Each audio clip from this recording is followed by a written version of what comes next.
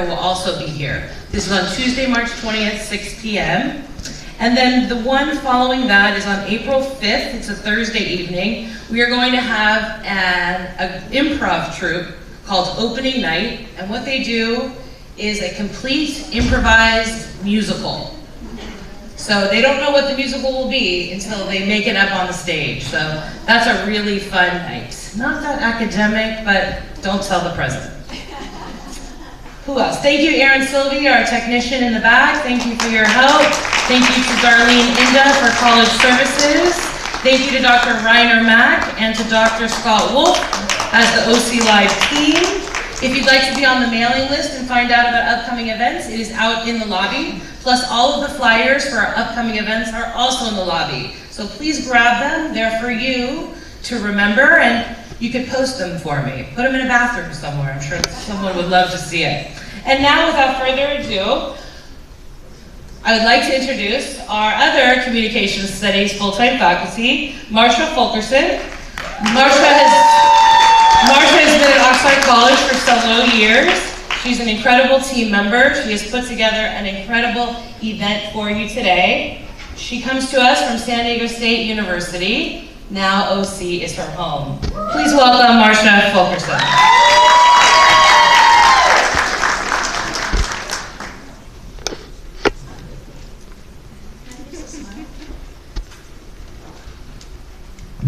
Hi. Can you hear me? Pull it out of there. Yep, I got it. I have the magic touch. I can't hold it. Oh, you can't hold it. Just raise it up. Hello. Hi. Welcome. Thank you so much for coming today. I'm so excited that it's International Women's Day, and I'm so excited to have our speakers here today. And my parents are here joining us today, so it's a really exciting event. And in preparing for today's event, I asked my mother about her first job. She worked in a bank. It was 1971. She was 21 years old, and she answered phones. So here's what she said to me. She said, "It was my job to type MasterCard rejection letters on a typewriter with carbon paper.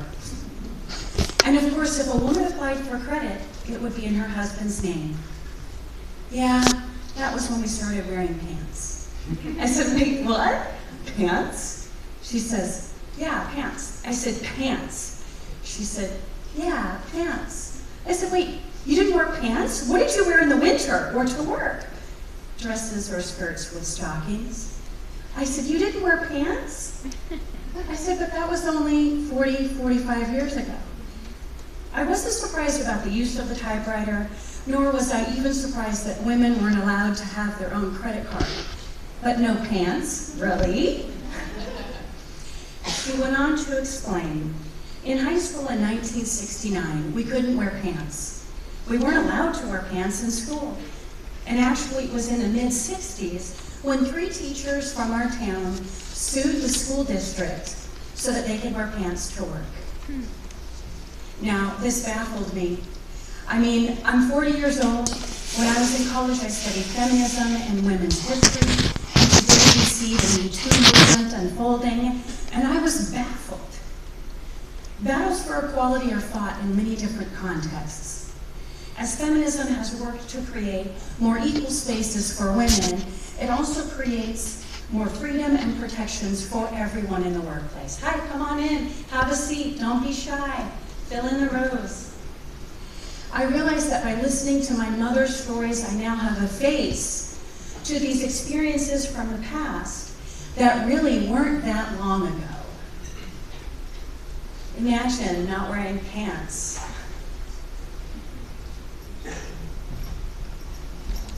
International Women's Day celebrates the social, economic, cultural, and political achievements of women and a moment to showcase commitment to equality. International Women's Day was first celebrated in 1909 on February 28th in New York City, and then in 1910, March 8th became the official day. Finally, in 1979, In 1979, it was finally recognized by the United Nations. Historically, International Women's Day has taken the form of global marches and campaigns. And today we see the hashtag #MeToo movement unfolding and the hashtag Time's Up movement unfolding in the US and their counterparts in other countries, highlighting issues of sexual harassment and femicide and equal pay to women's political representation. Our 2018 official theme is about empowerment and celebrating our leaders who work for women's rights using hashtag #TimesNow. Come on in, fill in, have a seat.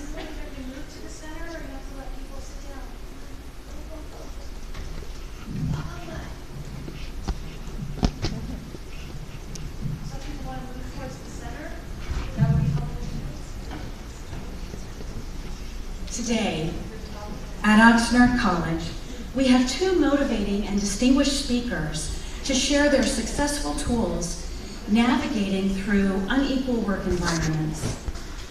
We will hear about the gifts and abilities that both women and men bring to create equitable, effective, and successful workplaces.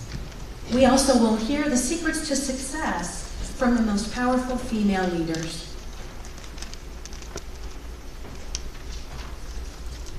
We start today with Newsweek magazine, a strong traditional news source founded in 1933, 85 years ago. A 1970s lawsuit of the magazine led to great changes in their work environment. Let's take a look. Aaron, let's play the first video.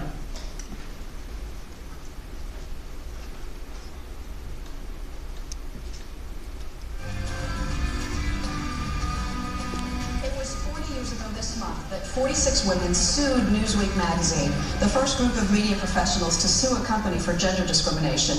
The latest issue of Newsweek looks at what's changed since then and what hasn't changed. Here to talk about it are Newsweek senior writer Jessica Bennett and Lynn Povich, who was one of the original plaintiffs from the 70s. 5 years later, she became Newsweek's first female senior editor. Good morning to both of you. Congratulations on paving the way for the rest of us. So back then, you were being told women don't write for this magazine. Right. And we were in a class of women called researchers that you couldn't get out of and you couldn't get ahead. And meanwhile, men who were equally educated, coming out of Harvard or Radcliffe or Columbia Journalism School, were being hired as writers. And they called them dollies. They call them dolly. Very madmen, right? Very madmen. Very madmen. So today, women, not only many women write for Newsweek, but women make up 50% of the workforce. Jessica, how far do you think we've come? I mean, I think we've come immensely far, and there was a new report out late last year by Linda Schreiber, I'm sure you guys saw it, that looked at the current state of the American woman, and as part of it, it basically declared that the battle of the sexes is over. And we've certainly come a long way, and women are now entering the workforce in equal numbers as men, but we haven't come exactly. We haven't come far enough, and women still make up just 3% of Fortune 500 CEOs. We're less than a quarter of law firm partners and politicians, and I think that there's really a long way to go.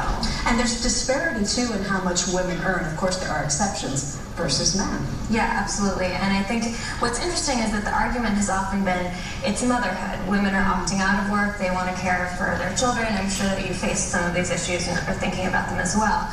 But what we found in reality is that young women entering the workforce make some 20% less than their male counterparts in their first jobs. And this is across... equally qualified and just as absolutely, right? and we earn higher GPAs in college, and actually more of us are graduating from college. Do you find this a gender gap, it only happens or primarily happens in media, or are you seeing it across I think it's across the board. I mean, it's certainly in media where at major magazines our bylines are outnumbered by a rate of 7-1, but it really goes across all industries. Would you have thought, Lynn, 40 years ago when you fought this battle and won, that we would still be talking about this issue all these decades later? In many ways, no. We just thought the problem was getting access and what was then called getting in the pipeline, and that once there were those of us that were in numbers, we were equally educated. We thought by merit we would get there. and we didn't realize perhaps all the subtle kinds of discrimination that has happened. And in fact, the lack of knowledge of this history as well. I mean, I'm writing a book about our suit today just because people don't realize how similar some of the issues still are. They are. They may not be as easy to spot.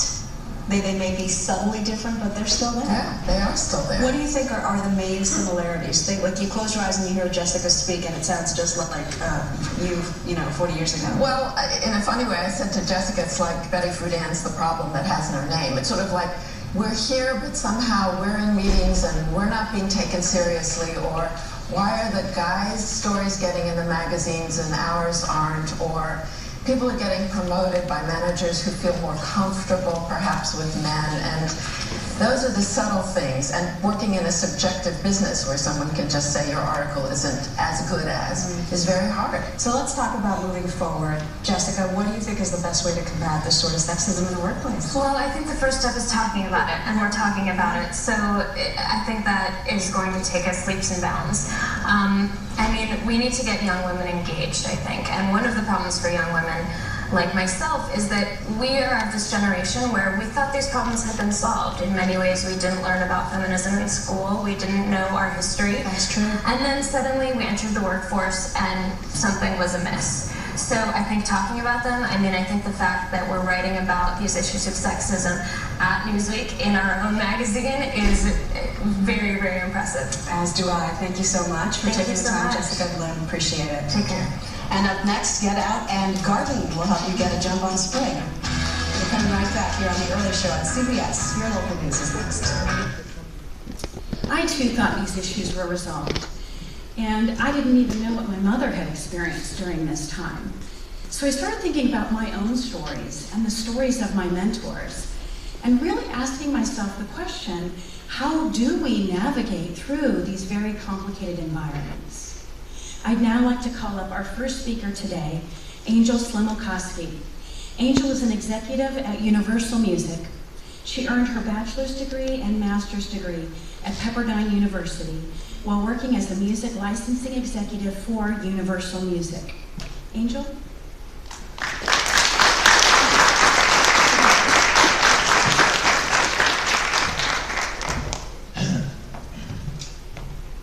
Thank you, Marcia.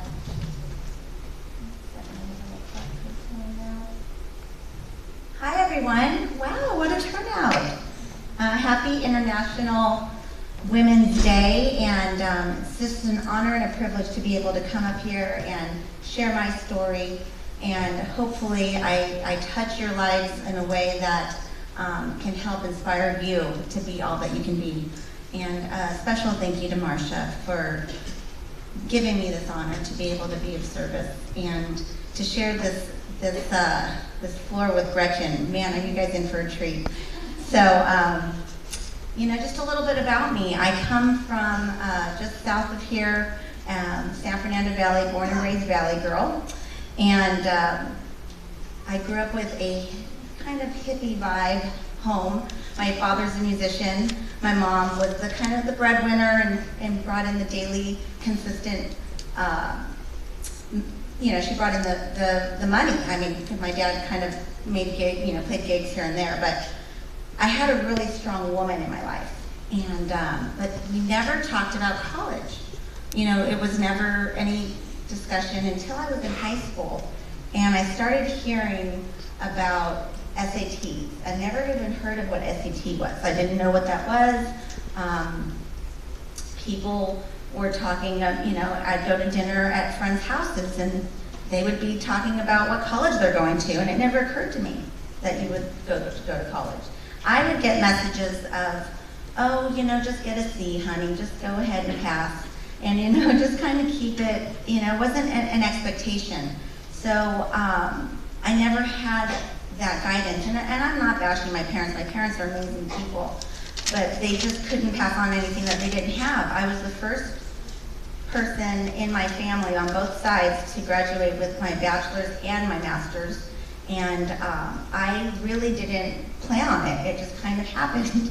I started out at Pierce College, and I had a learning disability that I discovered. I kind of knew, I just bought into the false belief that I was stupid. I told myself over and over, I'm just dumb, and I'm just not going to be amounting to anything. So what happened was I bought into that false belief, and I didn't go back to college until an adult. So fast forward to 10 years in advance, and I started looking back, and I had an epiphany. I was at a conference at work, out of state, and I remembered specifically being in a room of people, and they were all talking over my head, and I didn't know what they were talking about, and I didn't understand what a 4K, what a 10K report is, or I didn't know how to read the business news section. I felt incompetent, and that wasn't. It was an interesting experience, and I didn't have confidence. So I ended up going back to college. I did get my AA degree at Pierce. Stopped for 10 years, like I said, because I knew I couldn't do the I couldn't get a bachelor's degree or a master's until I was, it's funny, I made a bet that I would not get into Pepperdine. It was funny because when I was about 7 years old, and this is what I'm going to talk to you about today, because there's something in all of us, unconsciously, we're acting upon something that is not true. And I based my life on a false belief, and this is what it looked like. I would go to the beach with my mom and my sisters, and we would drive by Pepperdine. And I was about 6 or 7 years old. And I remembered looking up at the hill at that beautiful campus with the big cross, and I just thought, wow, I want to go there, Mom. I want to go there one day. And my mom did not mean to say this, but she just said, they don't let people like us in there. I'm from Panorama City. Like, you don't go to Pepperdine. And schools in the valley didn't look like Pepperdine. So I assumed, okay, we don't go in. And I didn't know that was happening until I had a friend I'm going to just go to CSUN. I'm going to go to CSUN, and that's great. And he's like, well, why don't you try Pepperdine? Oh, no, they don't let people like me in there.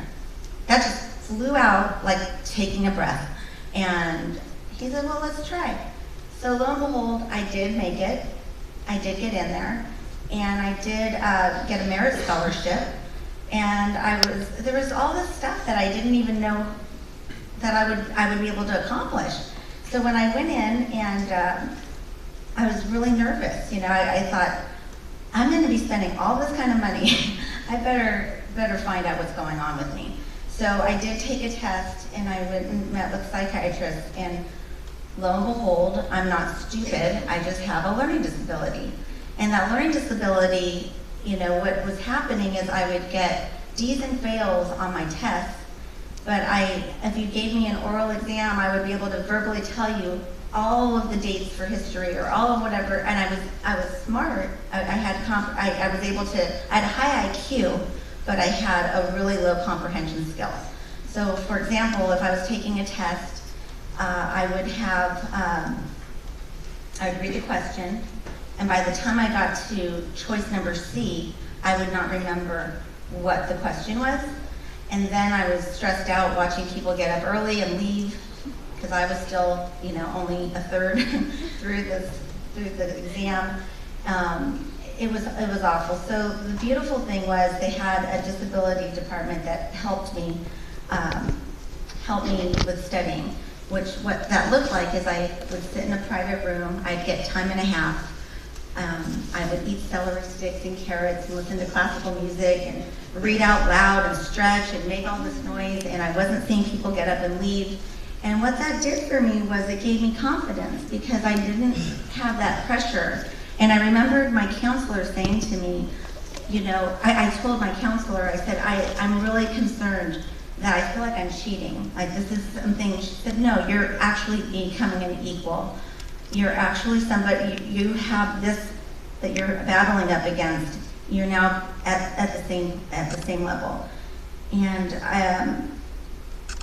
there was this one line in the song that sticks with me, and it said, even when you're close to a dream, it can still let you down.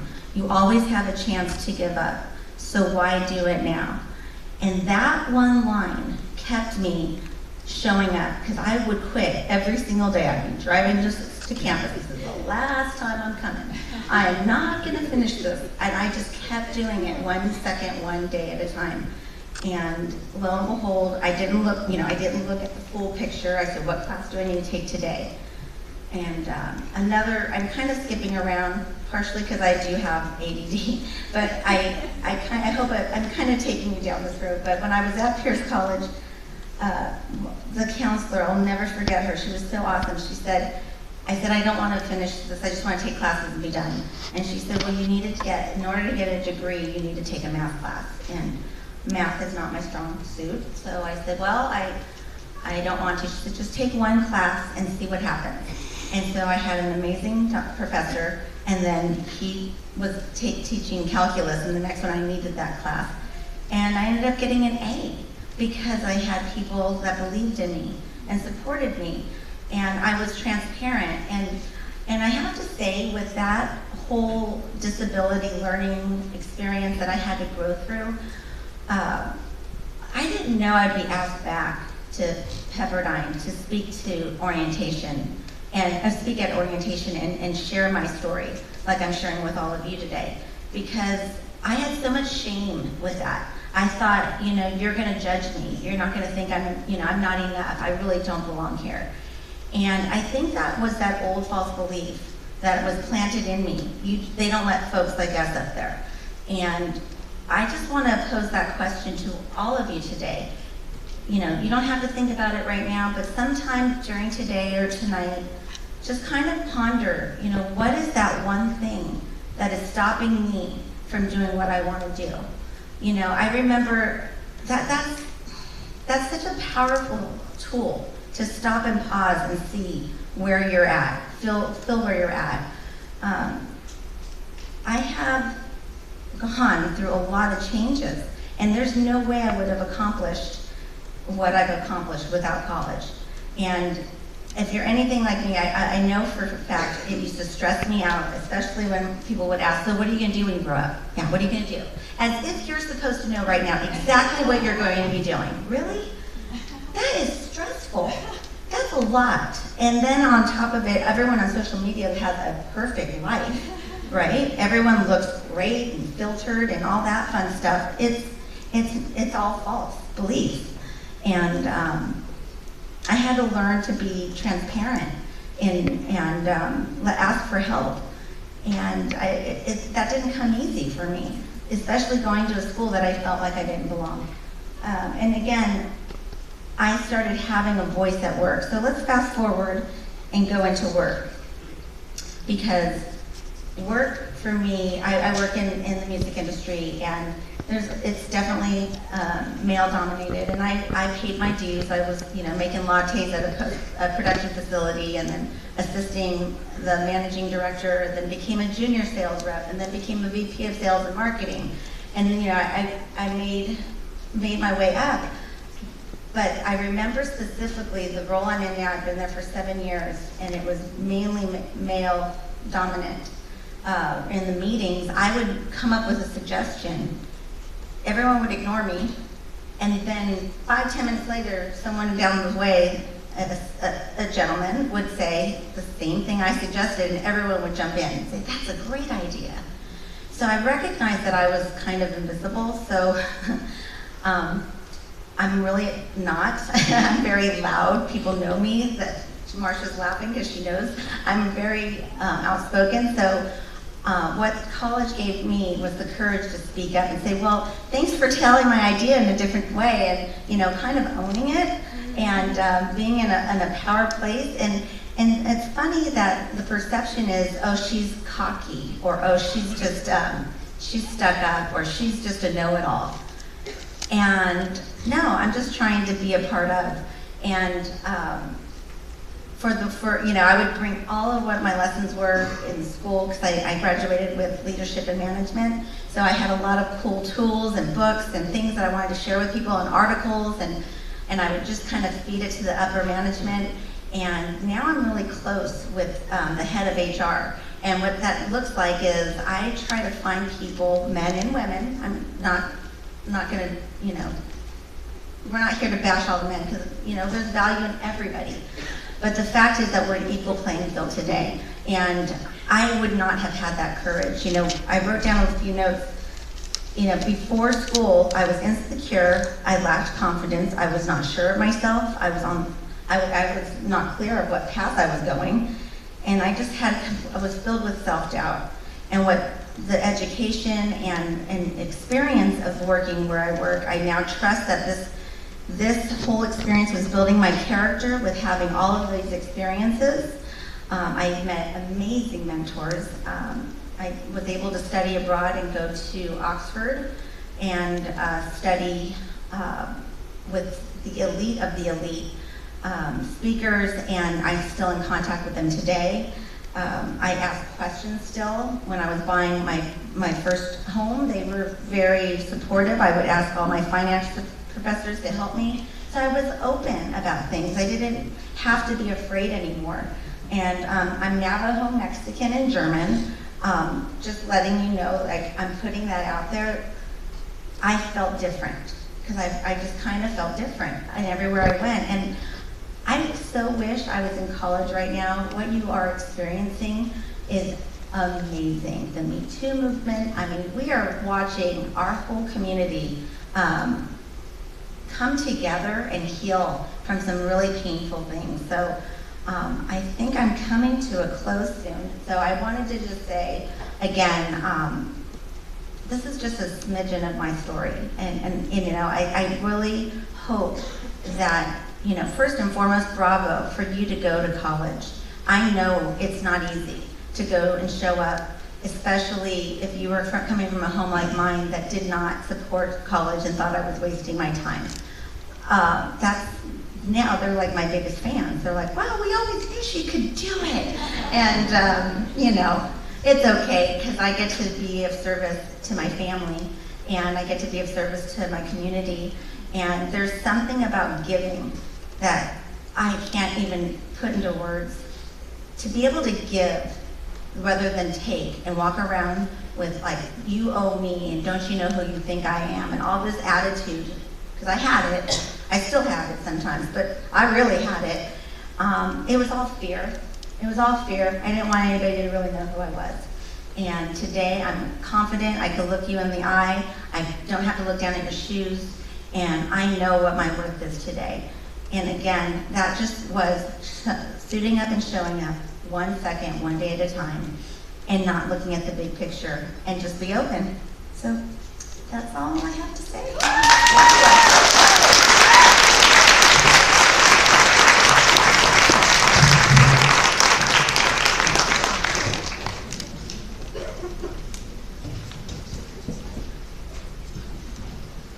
Thank you, Angel.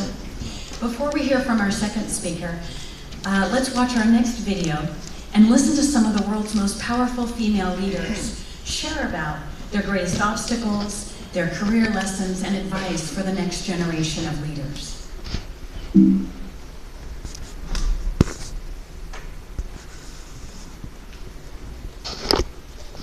Very often when you ask female employees who managed to work their way up, they often had the support of a husband, or the support of their parents, particularly their mother, or their mother-in-law, or they live in countries where the domestic support is relatively easy and cheap. When I'm at work, I'm 100% at work. Unless my kids are sick or there's a problem, I'm all in. Both feet, 100%, because I know working hard and doing a good job is taking care of my family. You can take it, and you can take on a lot of responsibility because, 25 years ago, I had two very small children under the age of 3, and that seemed overwhelming at times, and I didn't know whether I was up to it. And, my kids turned out to be the most delightful people I know. When it comes to guilt, I really believe that when they take the baby out, they put the guilt in.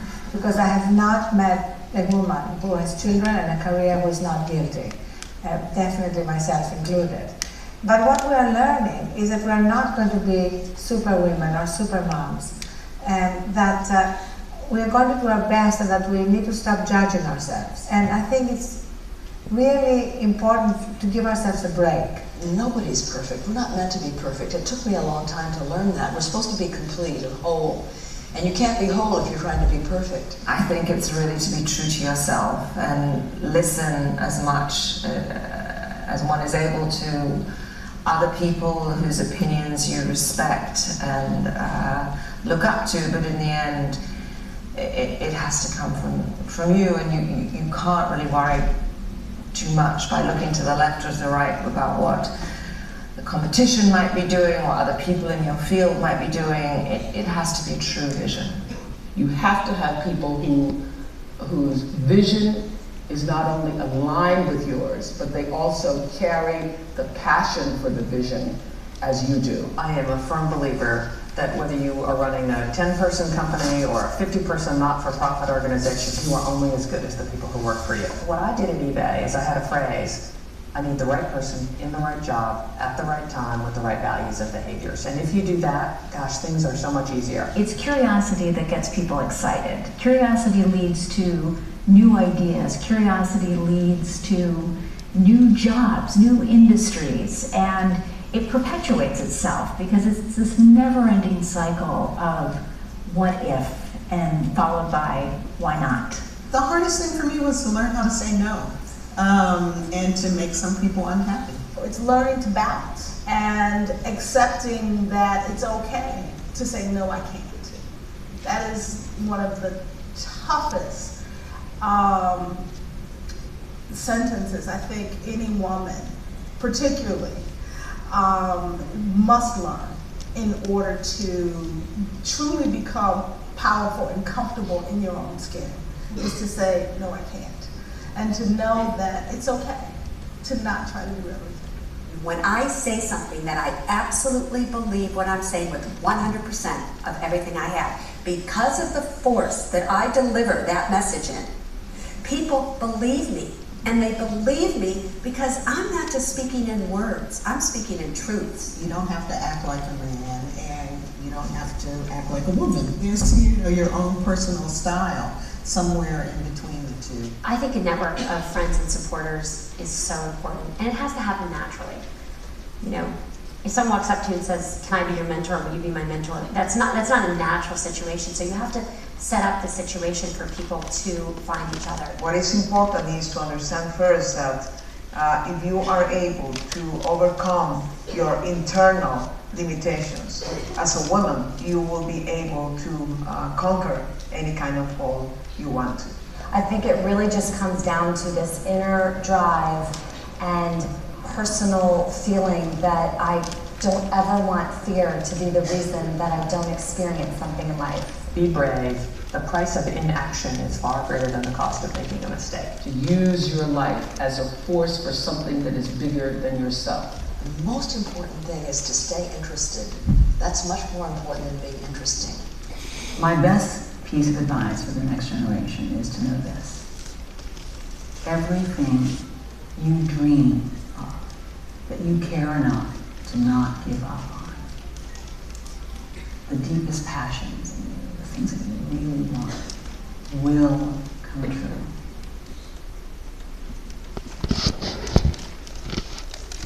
I'd now like to introduce Gretchen Heido. Gretchen is a certified life and business coach, keynote speaker, and nationally syndicated advice columnist. Gretchen has spent a decade working with individuals and companies to enhance their business expertise and public relations with real-world practical tools. She has a background in business, PR, and marketing. Gretchen?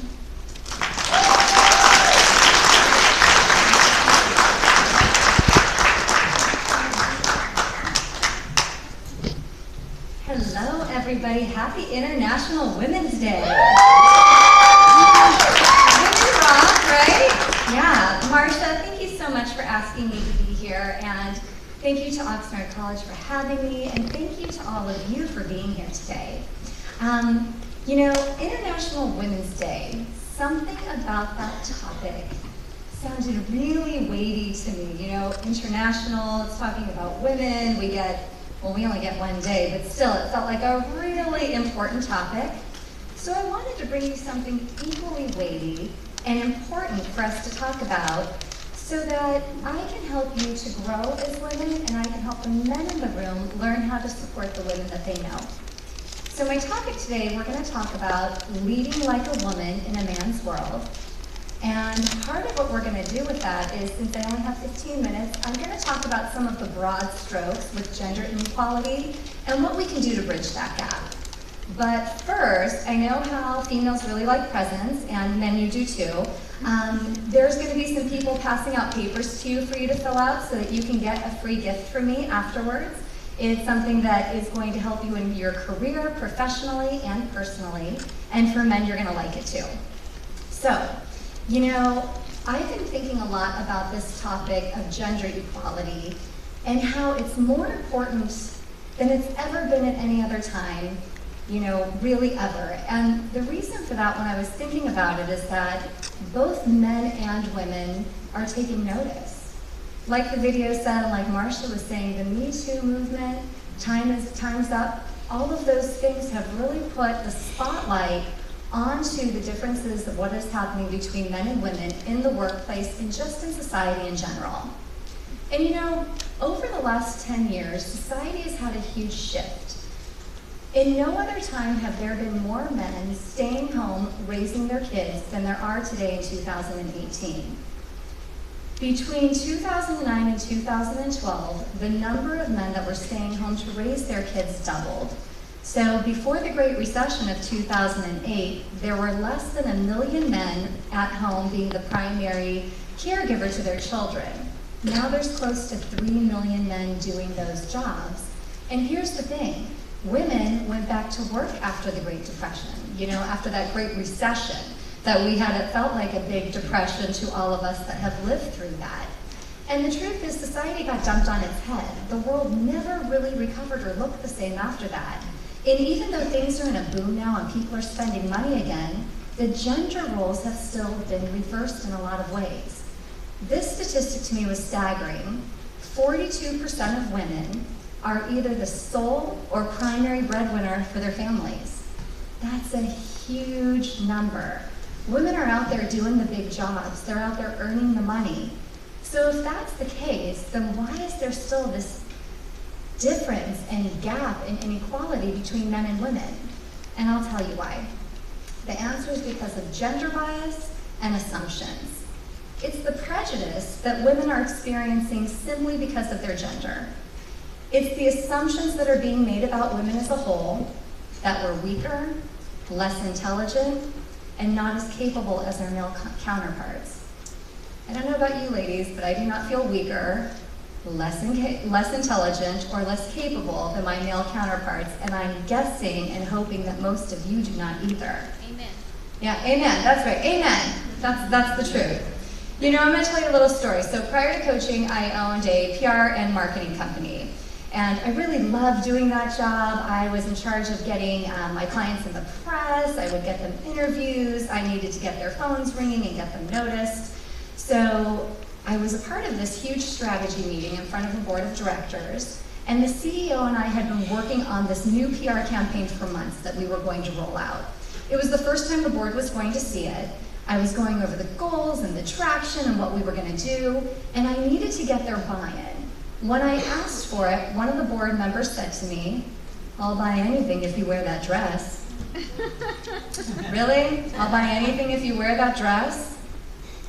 Oh, I can still feel that even when I just said that. You know, in that moment, it was startling. It was humiliating. I felt embarrassed. It kind of veered everything in the conversation. It completely derailed what we were talking about. And everyone in the room was looking at me. I felt less than in that moment because of my gender.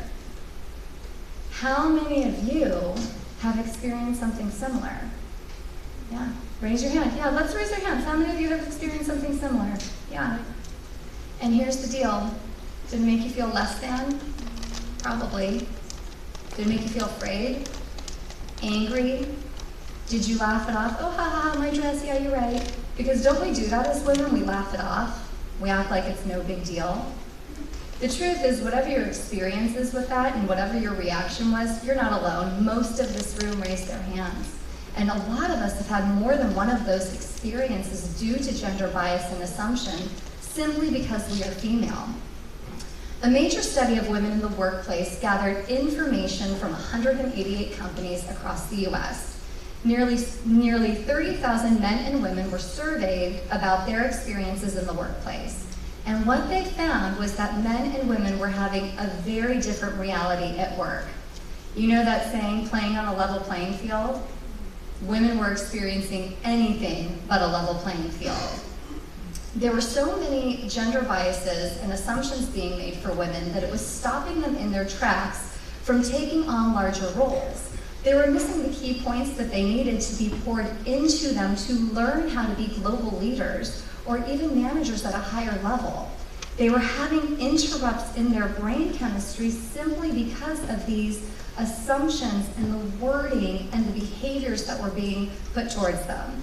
Imagine if every time, you know, even for me personally, imagine if every time I tried to get out there and do a PR meeting, if someone commented on my clothing, that would interrupt me quite a bit from being able to go higher.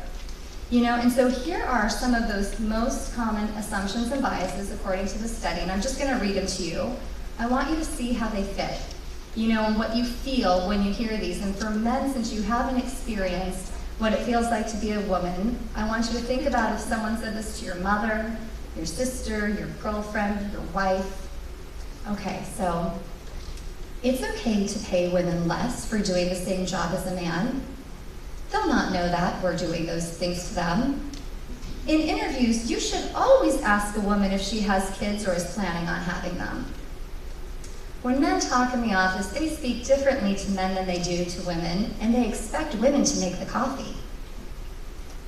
Women are thought of and considered for jobs like secretary and assistant, rather than manager or director. Women don't have the confidence or what it takes to do what they need to in the C-suite. Let those sink in. Not only are women not being paid equally for their work, they aren't being seen equally for their capabilities. Remember that study I was telling you about?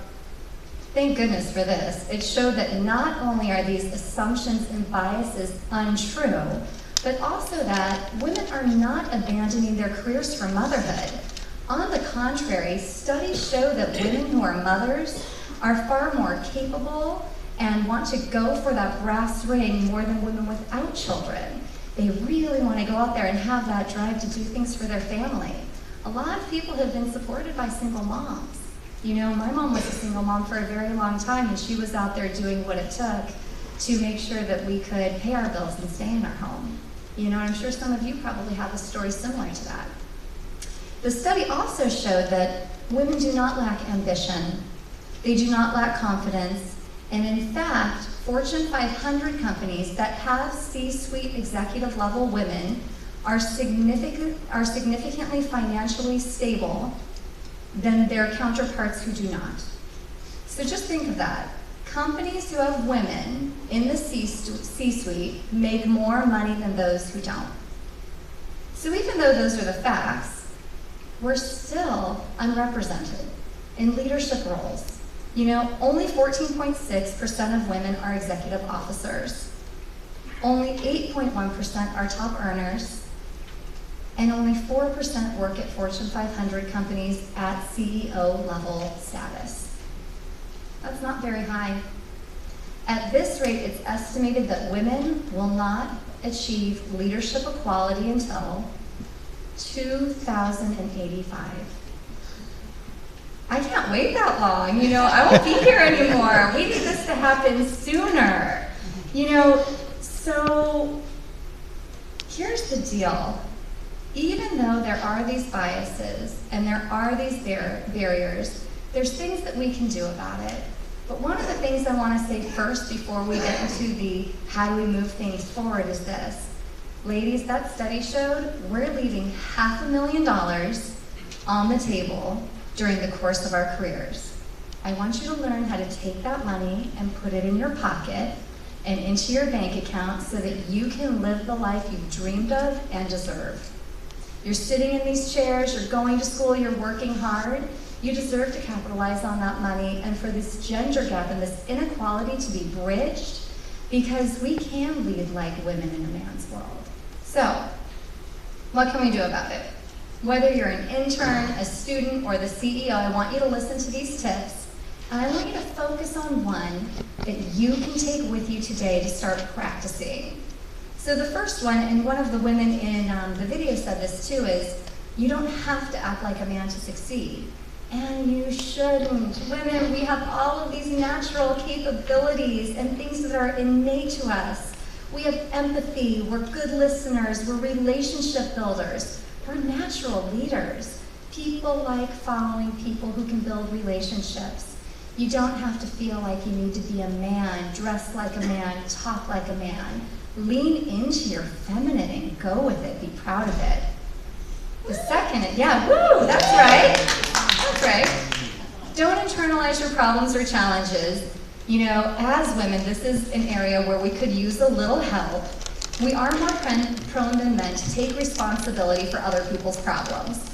We are a little bit sensitive in that area. We say we're sorry when we're not sorry. We say we're sorry if someone else did something wrong and it had nothing to do with us. We need to stop being sorry. If we didn't do it, we're not sorry about it. We can be game changers, but we don't have to be fixers. The third one is, I want you to use your voice, much like what Angel was saying, that in business meetings when someone would take her idea and she'd say, oh, thanks for highlighting my idea in a different way, I appreciate that. I want you to do that too. The other thing is, come to the table with ideas. The very worst thing you can do is show up for a meeting unprepared or with no comment. Always have a comment, at least say one thing. Even if you're speaking to the best idea in the room, it doesn't matter. Have your voice heard. Because if you don't, you're always going to be lesser in that room and you're going to feel it as well. So use your voice. Trust your instincts. They call it women's intuition, not men's intuition for a reason, right? We are really good with our gut. Go with your gut. And the thing is this, when we're in the flow, and we're doing what we need to, people automatically follow our flow. So go with that, lean into it, and don't be afraid of your intuition or of going with what you know is right, even if it's against what somebody else thinks. Trust your instincts. Embrace your mistakes. I don't know about you, but saying that I did something wrong or that, oh, I really screwed up on that is not my favorite thing to do. However, when you do, it makes you more transparent, people tend to trust you more, and you know what else it does? It opens up this breeding ground for others to say, I made a mistake too. And whenever there's a mistake that's been made, you can learn from it. So we come from this culture that says that we can never mess up, especially if we are being compared to a male in the room. But the truth is, if you take that and you make it a learning opportunity, you can go so far. You know, we can put our egos down and really learn the lesson that needs to be learned. One of the women in the video talked about this too, collaboration and mentorship. I cannot tell you how important it is to plug into other women. Iron sharpens iron. Grab someone's arm who's a little bit ahead of you or much further ahead of you and have them mentor you, have them speak into your life. Ask them questions about where they see you and what you should be doing. Tell them where you're struggling. Get their direction. Learn things from other women. Because later, if we want those seats in the C-suite, if we want to be at that boardroom table, if we want to be taken seriously, we need to be with the women who taught us how to do it. And then you can be one of those women later. And that's powerful. Lastly, don't be a victim. Here's the deal. Remember that client I was telling you about who made the comment about my dress? This is the dress. You know, what I knew in that moment was that if I were a man, he would not have commented on my tie. He wouldn't have said a word about my pants. He wouldn't have made a statement about my body. But since I was a woman, he assumed that he could go there.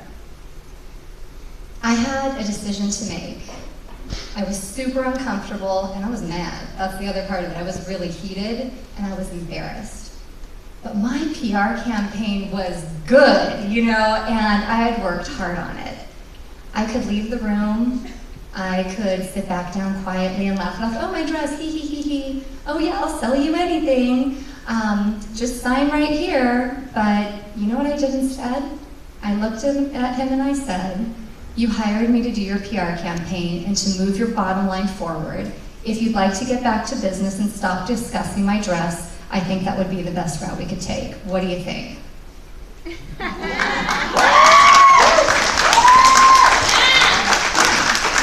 So, what he thought was this, you know? And the other people in the room were kind of like, yeah, let's get back to work. But what that did was empower every other woman in that room who had the job of taking notes and of bringing us refreshments. I was the only player at the table as a woman. And I knew that if I sat back down and shrunk, what example would I be setting? It also showed the men in that room, don't talk to women like that. So use your voice, ladies, your voice counts. Lastly, I want you to think about these different tips that I gave to you today. Part of what you'll get if you did fill out that paper is a worksheet on how you can really use these tips and move your life forward as a woman and bridge that gap. But pick one. I want you to pick one that you can work on, one that you can hold on to, one that you can shatter the glass ceiling with. You know, because it's International Women's Day, and we get to learn how to lead like a woman in a man's world. Thank you.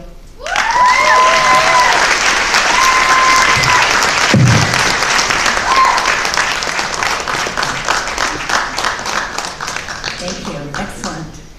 You know, if we could get everyone to pass those papers to this side of the room and I'll collect them in a few minutes. We didn't get papers. You didn't? Okay, so I'll pass out some more, and I think we've got some at the exits too. If you'd like extra information from Gretchen, I'll collect them on the side. So listening to our experiences here today can help shine a light on our own experiences of discrimination. And once it's out of the shadows, we can use this to empower ourselves and others. I'd now like to invite both Angel and Gretchen up to the stage again. And I'd like to open the floor up, that's okay. I'd like to open the floor up for questions from our audience. Does anyone have questions for one or both of our speakers today? I can come around with the mic. Don't be shy.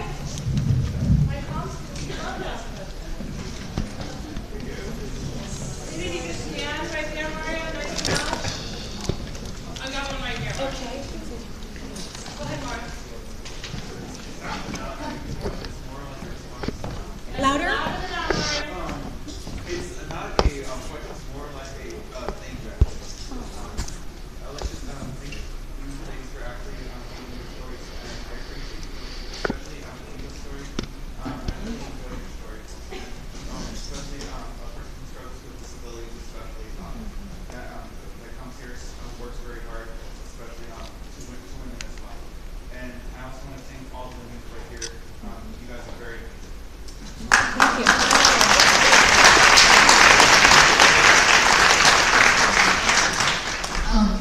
You said that you used to tell yourself you were stupid.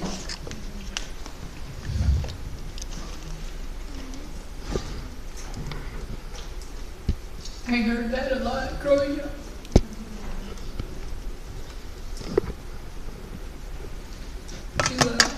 Does that still come to your mind at your age now? I mean, like, do you still think about that now at your age? Absolutely. But I have the positive journey that shows me that that was a false belief that I don't have to buy into anymore. I stopped that chain of negative today by showing up. And you stop that chain today by showing up. So, bravo.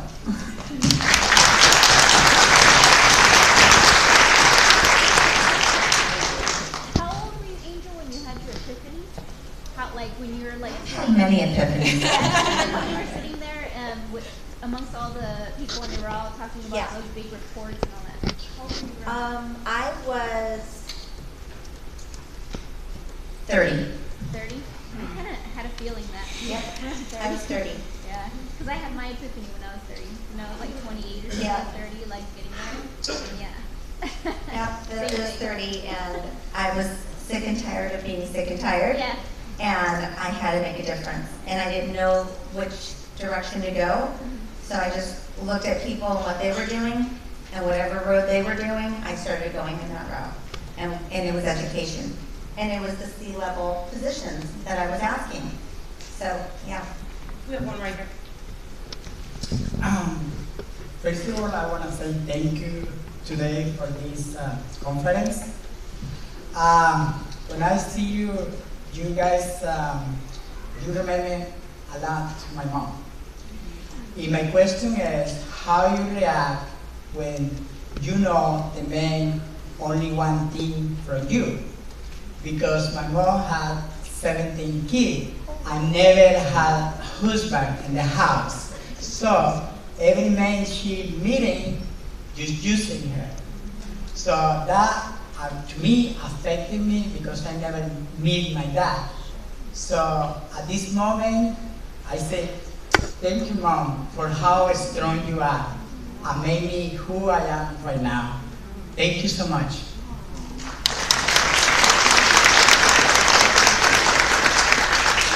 Thank you so much for sharing that. You know, part of it is anytime that we're getting energy back from a person, any kind of feedback where we feel like they only want one thing, and it can be a variety of one things, we don't have to fill that space. And that's the truth, that just because we're women, it doesn't mean we're open containers for people to fall into and decide what they want to get from us.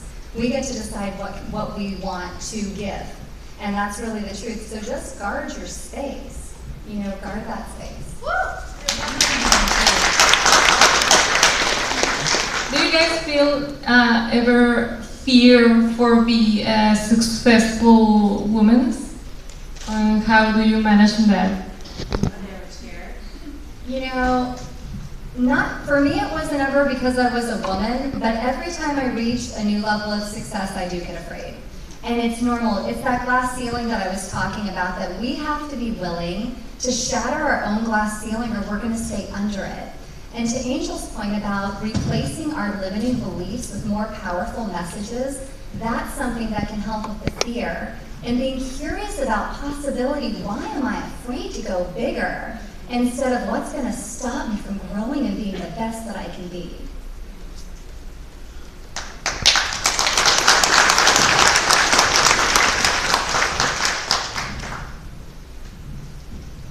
Hi, excuse me.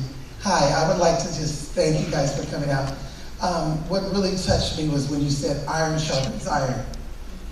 I am a firm believer that we need each other as individuals, as groups, as people. So you getting up here and sharing your story, we can share ours, because eventually I want to be a motivational speaker. I've empowered a lot of people, but I didn't never empower myself. So now I am trying to empower myself. Thank you.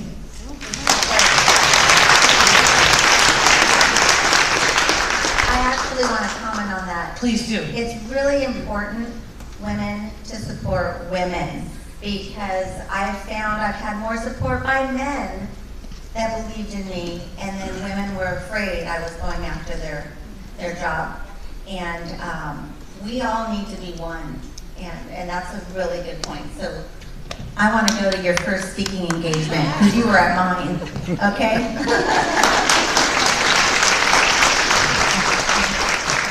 Again, thank you ladies for coming and sharing your stories. So you two have very strong mentalities, and you girls both said that you grew up with strong moms.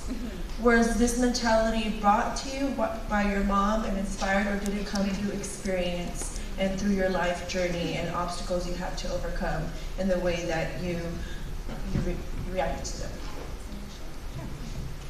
You know, my mom is a warrior, and so it came from her. We were never going to be passive in our family. We were only aggressive. My mom worked at can factories, recycling centers. She did man's work, and she kept us in a house, paid the mortgage, and she taught me, if you want something, you do not wait for a man to get it.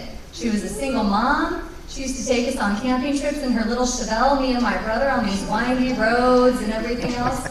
And she wasn't afraid, and she taught me, you do not delay your happiness waiting for a man to step in to give it to you. You go out and get it.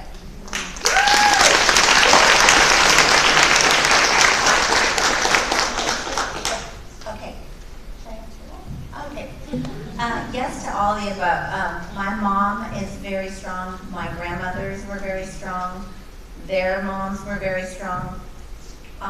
I grew up, as I mentioned, in a hippie home. So my point of view was always, you know, they let me be whatever I wanted to be. If I wanted to say something, they allowed me to be me. So I became kind of a spokesperson. I'm the baby in the family. I have 2 older sisters.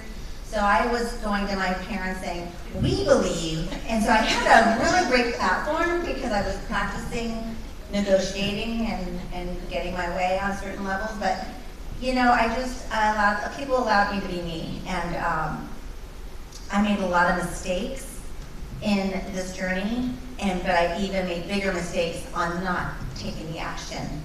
That was the mistake. I won't be doing it again. I've learned that to walk through the fear, not be perfect, and get through, that has given me the strength where I'm at today. Yeah.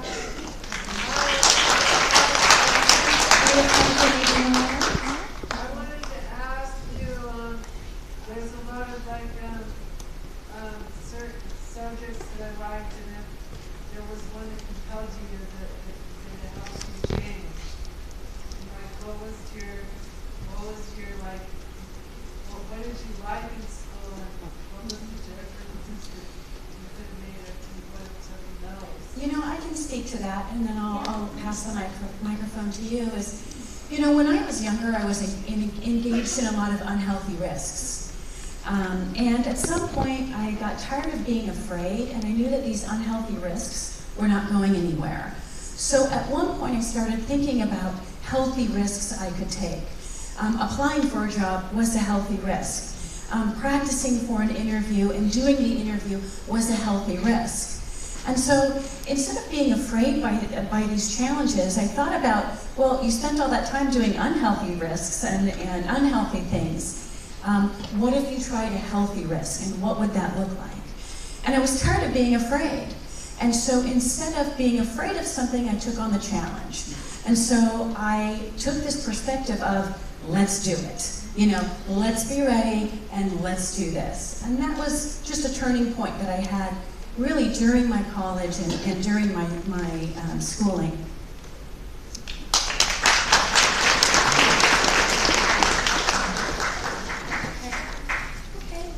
I think we've got maybe any others, maybe one more. Okay. I actually really liked your comment, Gretchen, about that men, well, I started thinking about this, that men actually should be angry that women aren't paid equal, because they're going to find a wife eventually. I mean, the heterosexuals, they're going to find a wife eventually, and their wives aren't going to make, you know, equal, you know, they're going to make less money. So men should be angry at that too. Like, it's just like, whoa. That's just like, yeah. Thank you very much. And I want to thank everyone for coming out today to OCLive. Thank you very much.